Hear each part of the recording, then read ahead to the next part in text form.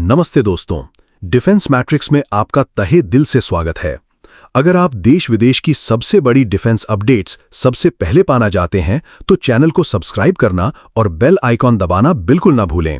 पहली बड़ी खबर, आईएनएस अरिधमान नौसेना का तीसरा परमाणु SSBN भारतीय नौसेना अपने तीसरे nuclear ballistic missile submarine INS Aridhaman के ट्रायल्स को लगभग पूरा कर चुकी है। ये सबमरीन स्वदेशी तकनीक पर आधारित है और इसमें अत्याधुनिक स्टेल्थ फीचर्स, लंबी दूरी की मिसाइलें और बेहतर अंडर वाटर एंड्योरेंस शामिल हैं। आईएनएस अरिधमान के शामिल होने से भारत की न्यूक्लियर सेकेंड स्ट्राइक क्षमता कई गुना बढ़ जाएगी। ये सबमरीन अरिहंत और अरिघात के बाद अगले स्तर का सुरक्षा कवच होगा, जो समुद्र के गहरे पानी से परमाणु प्रत्युत्तर देने में सक्षम होगी। दूसरी खबर, ALH ध्रुव हेलीकॉप्टर में एल्बिट ईओपॉड्स और साब ISDS का इंटीग्रेशन।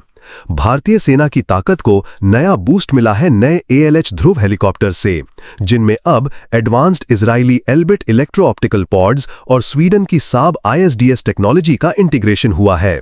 इससे अब दुश्मन के मूवमेंट्स दिन रात हर मौसम में ट्रैक करना और सटीक हमले करना संभव होगा। ये हेलीकॉप्टर्स सर्च और रेस्क्यू, तेज टोही और सर्जिकल स्ट्राइक जैसे मिशनों में कई गुना ज्यादा प्रभावी हो गए हैं। इसकी multi role capability Indian army के ऑपरेशनल लैंडस्केप को और भी मजबूत बनाती है। तीसरी खबर, प्रचंड LCH में second phase weapon integration. HAL ने प्रचंड LCH के लिए दूसरे फेज के वेपन इंटीग्रेशन की शुरुआत कर दी है।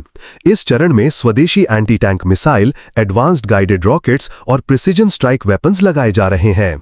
अब LCH सिर्फ हाई एल्टीट्यूड वॉरफेयर ही नहीं, बल्कि स्टैंड ऑफ अटैक, लंबी दूरी से हमला की पावर भी हासिल करेगा। इसके अलावा इजरायली आइस ब्रेकर मिसाइल की तकनीकी फीजिबिलिटी का स्टडी कंफर्म हो चुका है, जिससे LCH का स्ट्राइक रेंज करीब 300 किलोमीटर तक बढ़ सकता है। भारतीय सेना और वायुसेना दोनों ही LCH को फ्रंटलाइन पर रखने की तैयारी में हैं, जिससे हाई एल्टीट्यूड कॉन्फ्लिक्ट्स में भारत को भारी एडवांटेज मिलेगा। चौथी खबर, नगास्त्रा 2B बंकर बस्टर का अनावरण। सोलर ग्रुप ने नगास्त्रा 2B नामक नया बंकर बस्टर वेरिएंट पेश किया है। ये smart loitering munition, reinforced bunkers और एनिमी मेन बैटल टैंक्स को टारगेट करने के लिए डिजाइन किया गया है।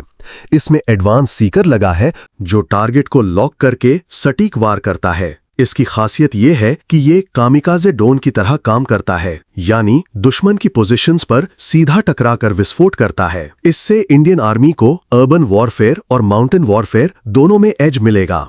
पांचवी खबर, AMCA वेपन्स बे में इंटरनल फ्यूल टैंक। भारत का पहला 5वीं पीढ़ी का लड़ाकू विमान AMCA अपनी वेपन्स बे में इंटरनल फ्यूल टैंक रखने वाला देश का पहला जेट होगा। इससे जेट की स्टेल्थ क्षमता और रेंज दोनों में जबरदस्त बढ़ोतरी होगी। पारंपरिक विमानों में फ्यूल टैंक बाहर होते हैं, जिससे रडार सिग्नेचर बढ़ता है, लेकिन AMCA के इस इनोवेशन से जेट को इनविजिबल फायदे मिलेंगे और साथ ही ज्यादा फ्यूल, ज्यादा रेंज अलग एडवांटेज देता है। छठी खबर, भारत रूस की साझेदारी। छोटे एयरक्राफ्ट पिस्टन इंजन। भारत और रूस ने छोटे एयरक्राफ्ट पिस्टन इंजन्स के लोकल प्रोडक्शन के लिए हाथ मिलाया है। ये इंजन ड्रोन्स, लाइट एयरक्राफ्ट और ट्रेनिंग प्लेन्स में इस्तेमाल होंगे। पहले भारत इन इंजनों के लिए पूरी तरह इंपोर्ट पर निर्भर था, लेकिन अब प्रोडक्शन भारत में होगा। ये self reliance in aerospace sector की दिशा में बड़ी छलांग है और निर्यात के भी नए रास्ते खोलेगा। सातवीं खबर, USS सांता बारबरा का कोलंबो पोर्ट विजिट। सिर्फ रूटीन या जासूसी मिशन? अमेरिकी नेवी का USS सांता बारबरा हाल ही में श्रीलंका के कोलंबो पोर्ट पर डॉक हुआ है। जबकि इसे औपचारिक रूप से रूटीन पोर्ट कॉल बताया गया है, लेकिन US नेवी की टाइमिंग और लोकेशन को लेकर रक्षा विशेषज्ञों में चर्चा है कि ये भारत के मिसाइल टेस्टिंग पर गुप्त नजर रखने का प्रयास हो सकता है। कोलंबो पोर्ट भारत के पूर्वी तट के मिसाइल टेस्ट साइट्स के पास है और ऐसे कई पोर्ट विजिट्स पहले भी स्ट्रैटेजिक इंटेलिजेंस से जोड़े गए हैं। आठवीं बड़ी खबर, MiG-21 बाइसन को